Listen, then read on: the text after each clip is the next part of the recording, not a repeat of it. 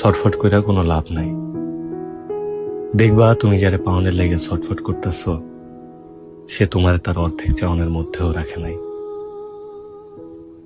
দুনিয়ার কাউরে এত মরিয়া হয়ে চাইতে নাই, যাতে কইরা সে তোমার সস্তা ভাইবা ডাস্টবিনে ফেলা দেয়।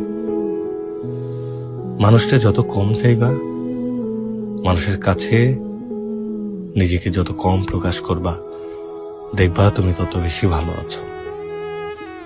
একবার যদি নিজের ভাইঙ্গা চুইরা প্রকাশ করে ফেলো, অপর মানুষটা যদি একবার যাই না যায় তুমি তারে কতটা চাও, যদি যাই না যায় তার প্রতি তুমি কতখানি দুর্বল, তাই দেখবা তুমি আর ভালো নাই, ভালো থাকবারও পারবা না।